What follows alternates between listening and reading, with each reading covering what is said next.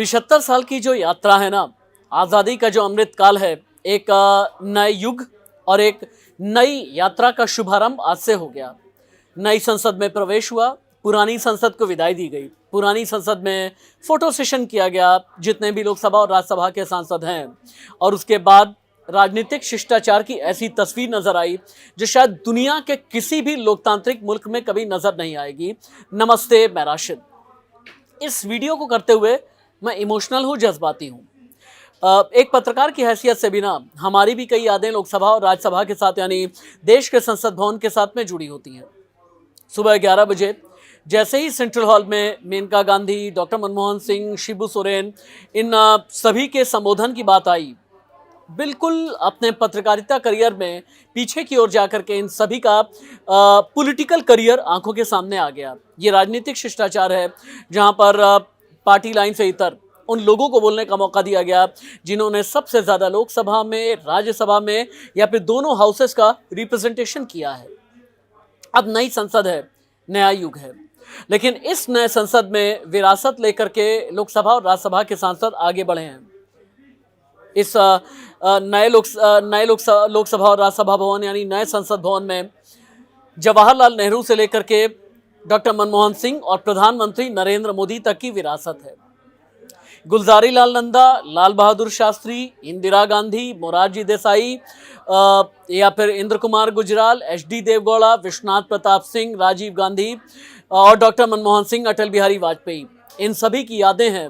और यादों को संजोए हुए ये संसद भवन, नए संसद भवन में सेंट्रल हॉल नहीं होगा। पुराने संसद भवन का सेंट्रल हॉल आज बहुत नम आंखों से उसे विदाई दी गई है। ये जो सेंट्रल भवन है, एक ज़माने में बड़े बड़े राष्ट्राध्यक्ष और शासनाध्यक्ष ने भी आकर के यहाँ पर अपना संबोधन दिया है। यहाँ की बराक ओबामा तक ने भी यहाँ पर संबोधन दिया है। 75 साल की यात्रा अपने अंतिम मकाम तक पहुँची, लेकिन अब नया युग है, नया वक्त है, नया अध्याय है, नया संकल्प है, नया भारत है, नया समय है, नया भविष्य है। नई संसद की बात, नई संसद का डिज़ाइन जो है ना, वो तिकोना बनाया गया है। 10 दिसंबर 2020 को पुराने संसद भवन के ठीक सामने नए संसद भवन का शिलान्यास किया गया। हालांकि जो पुराना संसद भवन था, जिसे लुटियंस और हर्बर्ट बेकर ने तैयार किया था, इसका जो आकार है ये गोलाकार रखा गया था, लेकिन इस बार तिकोना आकार रखा गया है। पुरानी बिल्डिंग गोल, लेकिन इस बार ट्रायंगुलर शेप। हालांकि नए संसद भवन के बीचों बीच एक कॉन्स्टिट्यूशनल हॉल बनाया गया है, जिसे सेंट्रल हॉल का नाम नहीं दिया गया, और इसके ऊपर अशोक स्तंभ लगाया गया है। और नए संसद भवन में 6 अलग अलग द्वार बनाए गए हैं: गज द्वार, गरुड़ द्वार, अश्व द्वार, मकर द्वार, हंस द्वार और शार्दुल द्वार। भारतीय पुराणों के साथ में, सनातन धर्म के साथ और हिंदुस्तान के इतिहास के साथ में मिक्स करके यानी मिश्रित करके ये 6 अलग अलग द्वार बनाए गए हैं। और ये जो 6 द्वार हैं, ये प्रतीक हैं अलग अलग ऊर्जा स्रोत के। नए संसद भवन का जब थोड़ा वर्चुअल टूर आप करते हैं ना, तो आपको यहाँ पर आर्ट और क्राफ्ट की सजावट के साथ साथ संस्कृत में लिखे हुए श्लोक नजर आते हैं। वो बात अलग है कि समाजवादी पार्टी के सांसद शफीकुर रहमान बर्क ने आज ही कहा कि अगर आपने श्लोक लिखा है तो हमें नमाज पढ़ने की भी जगह दें। लेकिन मेरा मानना यह है, लोकतंत्र के मंदिर में कभी भी धर्म की बात नहीं होनी चाहिए। लोकसभा का डिज़ाइन कैसा है, थोड़ा सा आप ये भी जान लें। मोर पर बेस्ड है लोकसभा का डिज़ाइन। लोकसभा हॉल में जाने के लिए एक लॉबी एरिया है, यहाँ मौजूद गेट से अंदर जाते ही आप लोकसभा में पहुँच जाएंगे। और लोकसभा की जो थीम है, ये राष्ट्रीय पक्षी मोर की तर्ज पर रखी गई है। Hall high quality audio video से लैस है। हर डेस्क पर इलेक्ट्रॉनिक डिवाइस लगाए गए हैं। और जानते हैं, राज्यसभा का जो डिज़ाइन है, ये कमल पर बेस्ड है। ये hall high quality audio video से लैस। हालांकि अब उसके आगे आप जब बढ़ते हैं तो फिर सेंट्रल लाउंज की तरफ आ जाते हैं। और बड़ी बात यह है कि 800 से भी ज़्यादा रिप्रेजेंटेटिव के बैठने की क्षमता रखने वाला ये नया संसद भवन है।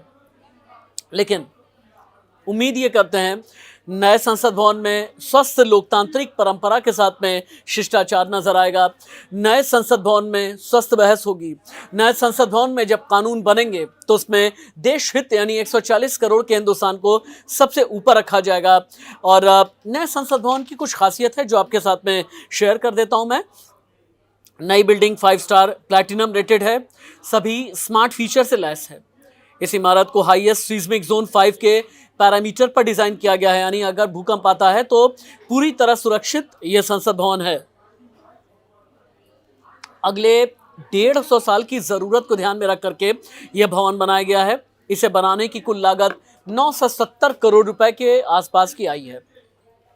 सबसे खूबसूरत बात क्या रही? देश का जो सबसे बड़ा कहें कि लोकतांत्रिक पुराण है वह है देश का संविधान। संविधान की प्रति लेकर के पुराने संसद भवन से निकल करके नए संसद भवन की तरफ आना, ये पूरे राष्ट्र ही नहीं, पूरे एशिया ही नहीं, बल्कि पूरी दुनिया के लिए एक संदेश है कि भारत अपने लोकतंत्र की मजबूती को कैसे अपने कंधों पर लेकर के चलता है। और आज की तस्वीरों में जितने भी सांसद रहे, चाहे वो लोकसभा के हैं चाहे राज्यसभा के, पार्टी लाइन से इतर हट करके उनके जहन में लोकतांत्रिक मूल्य रहे, राजनीतिक सदाचार और शिष्टाचार रहा। प्रधानमंत्री नरेंद्र मोदी भावुक नजर आए और अब इस भावनात्मक पलों के बीच एक संकल्प है कि नए भारत का निर्माण करना है। एक संकल्प है कि महिला आरक्षण बिल जो 27 सालों से अटका है, लटका है, भटका है, इसे पास किया जाएगा। महिला आरक्षण बिल पास कराए जाने का मतलब यह है कि 33% आरक्षण लोकसभा में और राज्यों की विधानसभाओं में आरक्षित हो जाएगा। अब इसके लिए फॉर्मूला क्या क्या बनेगा, इसे लेकर के आगे जानकारी साझा की जाएगी। लेकिन इससे बेहतर शुरुआत मेरा मानना यह है, जब देश की आधी आबादी के हक की बात की जाए, इससे अच्छी शुरुआत नए संसद भवन के लिए कुछ नहीं हो सकती।